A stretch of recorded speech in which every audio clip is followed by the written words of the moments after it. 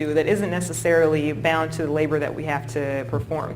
So if you're interacting with a friend and you feel that you have to react a certain way to something that a friend tells you, or that you want to make a friend feel a certain way or not make a friend feel a certain way, this would be described as emotion management. This is simply trying to manage emotions to engage in social settings in the most appropriate way.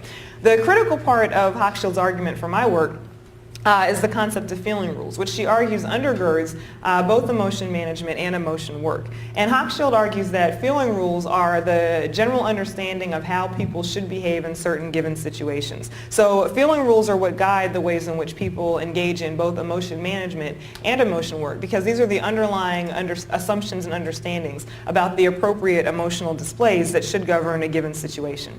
So I really build on this concept of feeling rules because I argue that this is where we can really see the core dynamic of where black professionals feel that their emotions are shaped by the workforce. In terms of the studies of emotions in the professional workplace, I argue that in keeping with the existing research in this area, that black professionals find themselves working in a racialized environment.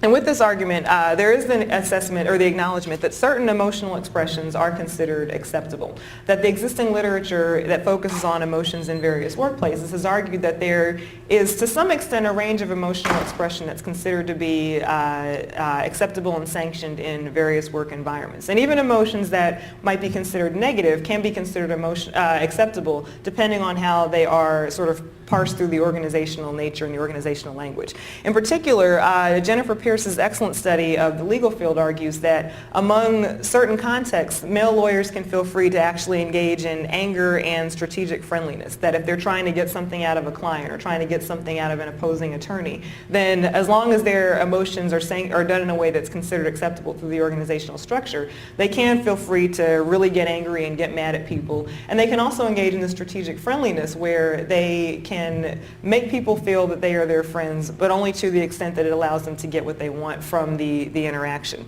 But again, what we see here is that there's still this dynamic of focusing and paying attention to how this works along gender lines, with not as much attention, explicit attention to what this means for race. And this was sort of the study that got me thinking. If there's this analysis that among men in the legal field, there's this ability to really get angry at opposing counsel and really get angry with clients if you need to get them to feel a certain way, is this something that is necessarily shared by workers of color in an environment where they are in the numerical minority? In other words, if you're an African American attorney, or an African American male attorney, is there still that freedom to feel that you can get angry at an opposing client, or still that freedom to feel that you can get angry at an opposing counsel? Without this feeling of retribution or sanction or punishment of some sort. So again, as I note, there's little explicit attention to race with a few exceptions. The research that does focus on the ways in which emotional work may be tied to racial performance tends to focus only in a couple of cases on workers who are in certain specific fields.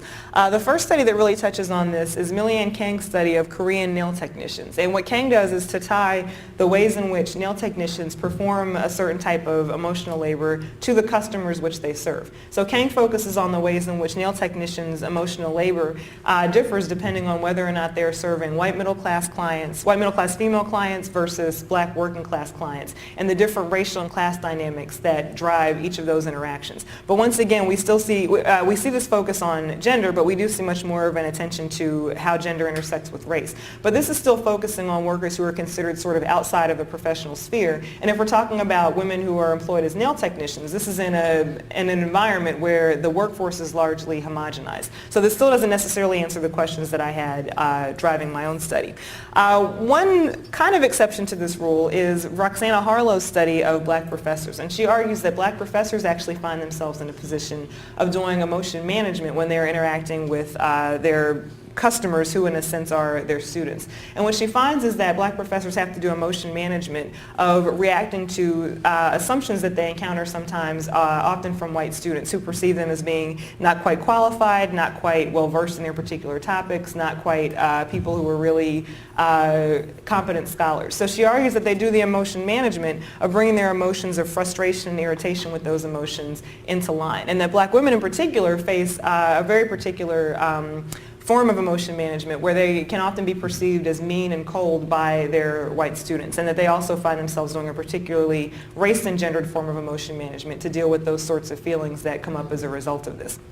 There is a study that sort of contrasts Harlow's argument about the role of black women, and this is Maria Ang's study that argues that for black women who are physics students, they find that this impression of being mean and cold and somewhat distant actually works to their advantage. And what Ang argues is that these women are able to take advantage of the stereotype of the loud black girl image, to use this as a way of being taken seriously in an environment that's disproportionately dominated by people who are white males and to an increasing extent Asian American men. So these are useful studies for framing my research because they do focus on the connection between race and emotions, but ultimately I found that they still didn't really answer my questions. That Millyanne Kank's study is a useful one, but it does focus on workers in a more homogeneous environment, and it does focus on non-professional workers. Roxana Harlow's study is another useful one for its attention to black professors, but it still doesn't really get at the kind of broader questions that are facing black professionals at large because its focus is only on people who are employed in one particular occupation. So this actually leads me to my research questions. In looking at these studies and wrestling with the issues and the questions that they raise, I still was driven to engage in this research by three sort of core defining questions. I wanted to know how black workers in professional settings follow feeling rules. Given that there are these rules that are in place, as Hochschild has argued, that dominate or shape the ways in which we find that we're supposed to engage in emotional reactions, I wanted to know what this means for black workers in professional settings. And specifically, I wanted to know if tokenism subjects them to different feeling rules, if their experiences of being tokenized as as small numbers of a numerical minority in professional workplaces put them in a situation where the feeling rules that they are expected to follow are the same as their white counterparts, and if they feel that they do have the same leeway and the same capability to follow feeling rules as their white coworkers. Ultimately, I question whether or not feeling rules are the neutral concepts that they have assumed to be in the literature, or if they're actually things that are racialized. So if we take this concept and this idea of the feeling rule as something that shapes how people are supposed to respond to various situations, is this really a concept that applies equally to everybody and applies universally, or is this a concept that's implicitly racialized with different meanings for people of color, particularly if they're in an experience where they feel that they are being tokenized? In order to answer this question, I engaged in intensive interviews with 25 black professional workers aged 24 to 61. And I found these respondents through a snowball sample. I spoke with people who I knew fit the criteria for the study and asked them if they would be willing to refer me to other people who also fit the criteria for the study, and engaged in the interviews myself, coding them after they were, transcribing them and then coding them after they were finished. In the interviews, I usually spoke with people either in their workplace if they were comfortable with it, or at some sort of neutral location, spoke with them at a coffee shop or in my campus office or something like that, if they felt comfortable with that setting. And I asked them a lot of questions about these issues of emotions in the workplace. Did they ever feel that they had to control their emotions when they were at work? Did they have to try to produce emotions in other people in order to work comfortably? Did they feel that they were subject to the same sort of emotional rules and restrictions as their colleagues? So again, I was really interested in building off of the existing literature, but trying to get a sense of the ways in which, if at all, their emotional performances were different from those of their white colleagues, and ways in which their emotional performances may have been shaped by their experiences of being one of the few or one of the only people of color in their professional environments.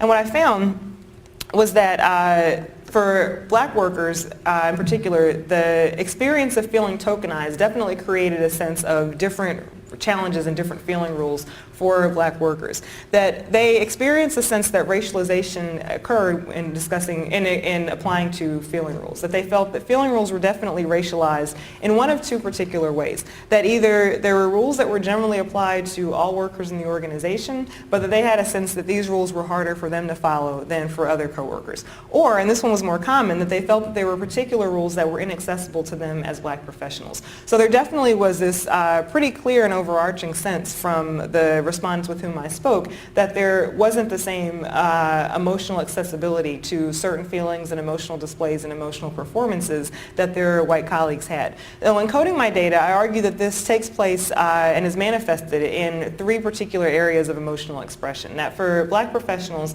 they find that these divergent feeling rules particularly take the most salience when it comes to the expectation that workers have to express pleasantness, that workers are able to show anger under certain circumstances, and that workers are able, again, under certain organizational controls, to express feelings and emotions about racial issues and working in an integrated environment. So I'll take each of those in turn to talk in more detail about how those were manifested.